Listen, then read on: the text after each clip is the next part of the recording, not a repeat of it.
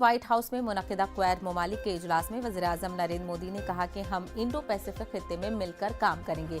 PM Modi ने कहा कि उनके ख्याल में क्वाड का मकसद ये है कि सब मिलकर दुनिया के लिए अमन कायम करें, दुनिया को खुशहाली की तरफ ले जाएं। पीएम मोदी ने कहा कि हम 4 ममालिक इंडिया, ऑस्ट्रेलिया, जापान और अमेरिका 2004 के सुनामी के बाद इंडो पैसिफिक खित्ते की मदद के लिए इकट्ठा हुए हैं। आज जब दुनिया कोविड वबाई मर्ज का सामना कर रही है, हम एक बार फिर इंसानियत के मफाद में क्वाड की शक्ल में इकट्ठा हो रहे हैं। हमारा क्वाड आलमी भलाई के लिए एक किस्म की कुव्वत के तौर पर काम करेगा। पीएम मोदी ने मजीद कहा कि सप्लाई चेन और मौसमियाती तब्दीली पर तबादले ख्याल जरूरी है। वज़ीर-ए-आज़म ने सदर जो बाइडन से पहली ज़ाती मुलाकात के लिए इजहार तशक्कुर किया।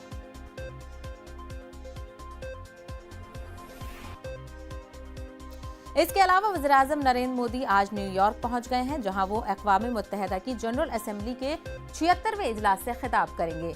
वज़ीर-ए-आज़म अमरीकी सदर जो बाइडन से मुलाकात और क्वाड समिट में शिरकत के बाद न्यूयॉर्क रवाना हुए। हिंदुस्तान यूएनजीए में अपने इख्तियार का इस्तेमाल करते हुए पाकिस्तान के वज़ीर-ए-आज़म इमरान खान के यूएनजीए में जम्मू कश्मीर पर दिए गए बयान का जवाब देगा। इमरान खान ने अक़वाम मुत्तहिदा की जनरल असेंबली से अमली तौर पर खिताब करते हुए मसला कश्मीर को उठाया था। उन्होंने कहा था कि पाकिस्तान हिंदुस्तान के साथ साथ अमन चाहता है और जनूबी एशिया में पायदार अमन जम्मू कश्मीर के हल पर मुनहसर है। इस पूरे नरेंद्र मोदी के अमेरिका दौरे के हवाले से बातचीत करेंगे। हमारे नुमाइंदे शैलेंद्र वांगू इस वक्त हमारे साथ दिल्ली से जुड़ गए हैं। शैलेंद्र, वज़ीर-ए-आज़म के दौरे की तकरीबन अहम मुलाकातें अब हो चुकी हैं और सबसे अहम मुलाकात सदर जो बाइडन से थी और जिसमें काफ़ी डिप्लोमेटिक बातें शेयर की गई। बिल्कुल साहब, आपको बता दें कि प्रधानमंत्री मोदी की 3 अहम मुलाकातें पिछले 2 दिनों में हुई हैं, जिसमें कमला हैरिस से उनकी मुलाकात हुई और कल उनकी मुलाकात राष्ट्रपति बाइडन और क्वाड के लीडर्स के साथ व्हाइट हाउस में मुलाकात हुई है जी। और कई अहम मुद्दों पर बातचीत हुई है। लेकिन एक अहम मुद्दा जो तीनों मीटिंग्स में कॉमन था वो था आतंकवाद का मुद्दा और पाकिस्तान का रोल अफगानिस्तान को लेकर। आपको बता दें कि प्रधानमंत्री मोदी से जब मुलाकात कमला हैरिस की हुई थी तो कमला हैरिस ने सुओ मोटो इस मुद्दे को उठाया था और जो ज्वाइंट स्टेटमेंट जारी हुआ है क्वाड की बैठक के बाद, उसमें भी ये कहा गया है कि अफगानिस्तान की जमीन का इस्तेमाल आतंकवाद के खिलाफ नहीं होना चाहिए। और वहीं राष्ट्रपति बाइडन के साथ जब प्रधानमंत्री मोदी की कल बात हुई थी, जिसके बाद फॉरेन सेक्रेटरी हर्ष श्रृंगला ने जब ब्रीफ किया था, उसमें यह कहा गया कि भले ही पाकिस्तान खुद को एक सपोर्टिंग रोल में दिखा रहा हो, लेकिन असल में जो सारी मुश्किलें पैदा हो रही हैं अफगानिस्तान में, उसके पीछे पाकिस्तान का ही हाथ है। तो जाहिर तौर पर न सिर्फ अफगानिस्तान और आतंकवाद बल्कि क्वाड की बैठक में वैक्सीन को लेकर बातचीत हुई है और वहीं साथ ही साथ क्वाड की बैठक में इंडो पैसिफिक में किस तरह से फ्री और ओपन रखा जाए, उन तमाम पहलुओं पर बातचीत हुई है।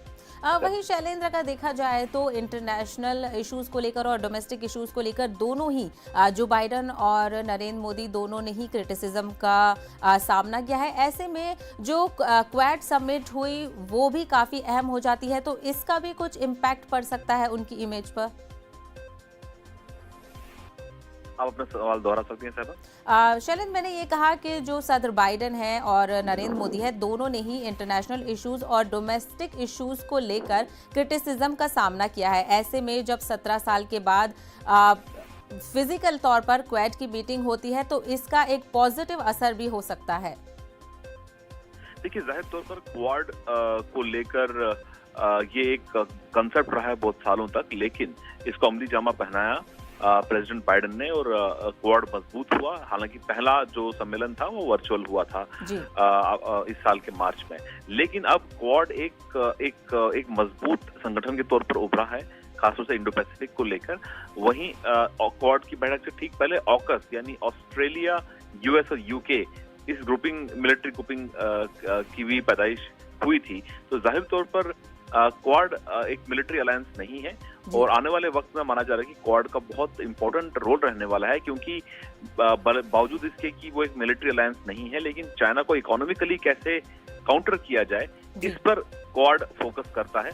और हमने ये भी देखा है कि ऑल्टरनेटिव मार्केट्स की बात की जा रही है, 5G टेक्नोलॉजी की बात की जा रही है और कहीं ना कहीं जो डोमिनेंस है चीन का आर्थिक लेवल पर, कमर्शियल लेवल पर या यूं का इकोनॉमिक लेवल पर उसके बदले में एक ऐसा एक सिस्टम तैयार होना चाहिए जिसमें ये तमाम मुल्क आपस में कोऑपरेट कर रहे हैं। तो जाहिर तौर पर कुछ शुरुआत में कुछ झिझक थी क्वाड को लेकिन अब जिस तरह से पहली इन बैठक जिसमें सभी लोग खुद मौजूद थे, वर्ल्ड लीडर्स मौजूद थे, ये पहली बार हुआ है और जाहिर तौर पर माना जा रहा है कि आगे भी क्वाड इतनी ही मजबूती से आगे बढ़ेगी। बिल्कुल, तो ग्लोबल फोर्स के तौर पर इसको कंसिडर किया जा रहा है और बहुत अहम भी ये फिजिकल मीटिंग मानी जा रही है। चलिए हमारे साथ बने रहिएगा, हम आगे एक और खबर पे आपसे बातचीत करेंगे। नाज़रीन